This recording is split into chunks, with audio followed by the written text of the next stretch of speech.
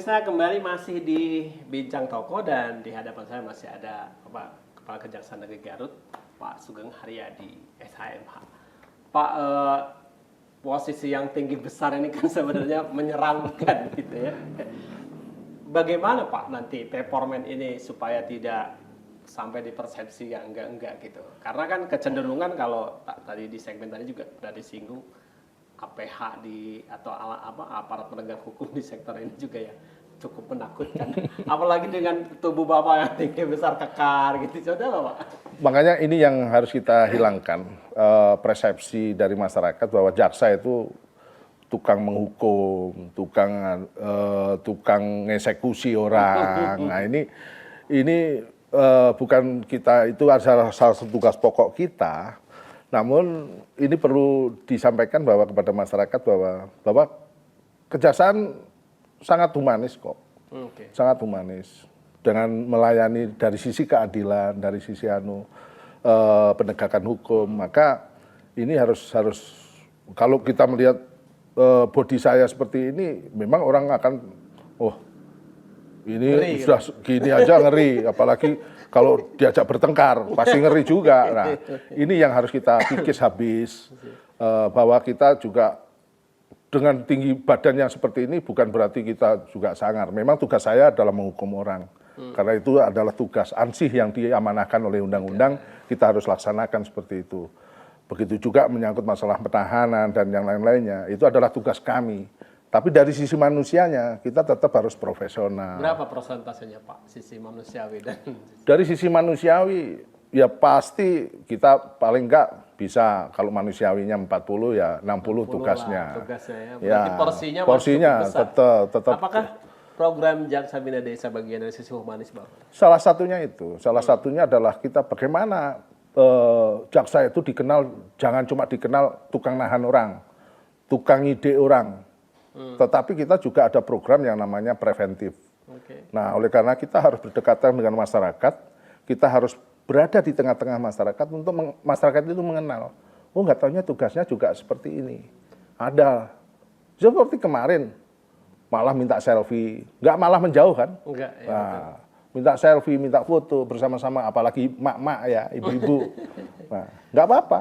Itu salah satu tugas saya sebagai simbol di Kejaksaan Negeri Kabupaten Garut di sini, bahwa simbolnya adalah Kajari. Nah, Kajari lah yang harus menyampaikan kepada masyarakat seperti ini. Nah, menyangkut masalah pekerjaan ya anak-anak lah yang bekerja seperti itu. Nah, bagaimana Bapak meyakinkan internal Bapak di Kejaksaan? Kan Bapak juga punya staf. Ya. Semuanya mungkin dari karakteristik atau pemahaman yang masih berbeda. Ya. Sudah hal itu dilakukan? Selama 1 bulan lebih 14 hari. Ini saya mengatakan pada anak-anak saya, pada staf-staf saya, khususnya para pejabat struktural, untuk selalu mengikuti dinamisasi daerah. Satu. Kedua, harus mengikuti dinamisasi nasional. Apa-apa itu harus diketahui oleh mereka. Kalau mereka tidak mengetahui, berkutat cuma meriksa berkas yang dari polisi, habis itu kita sidangkan, selesai kita. Nggak ada maju-majunya. Jaksa milenial sekarang harus mengetahui semuanya. Dan harus merangkul semuanya. Nggak cuma kita rangkul 1, 2, 3 orang, tetapi kita harus merangkul semuanya. Dalam arti ini masyarakat Garut. Nah, ya. Bagaimana Bapak membangun komitmen itu dengan staf internal? Satu, kami telah menyanangkan zona integritas. Oke, zona integritas. Ya, satu. Kedua, sejak saya di sini kami canangkan itu zona integritas dan sudah ditandatangani oleh mereka semua. Salah satu bentuk komitmennya. Maka itu mau tidak mau, kita harus melakukan itu, karena ini menuju ke arah kejaksaan yang lebih baik. Maka ini yang kita harus lakukan. Dan komitmen kami adalah kebersamaan kami. Dengan cara kebersamaan kami, seperti kemarin kami ajak beberapa kasih kami, habis itu nanti kita gilir juga. Nah, setiap Senin kita adakan suatu briefing, misalnya coffee morning di ruangan saya, bagi para jaksa dan seluruh staf. Itu apa tema yang dibicarakan Pak? Macam-macam, lebih ke pekerjaan, ya intinya, tetapi juga kita kondisi Garut sekarang, misalnya seperti itu. Misalnya seperti tadi pagi kita nyampaikan terhadap permasalahan yang viral di sini. Nah, yang viral dan sudah kita sidangkan. Itu kita bincangkan di internal kami. Diolah. Nah, terus kedua, kita juga melakukan pencerahan lewat dai atau ustadz yang kita undang ke sini. Ada juga, Pak? Ada, Pak. Ada. Kami Itu melakukan rutin? itu. Dan insya Allah sepanjang kepemimpinan saya akan rutinkan itu. Oke.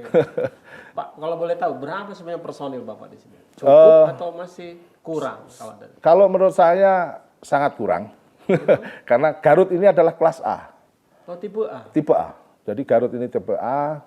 Ini kami mempunyai pegawai 38.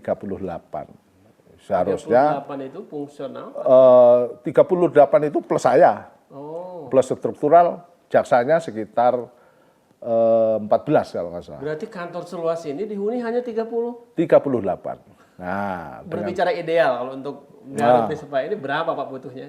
ini mohon maaf ini, mungkin ini bisa nanti ini bukan kewenangan kami. Jadi kewenangan kami kalau idealnya kalau kelas A itu hampir ya 80 ke atas. 80 ya. Harusnya pegawainya itu harus 80.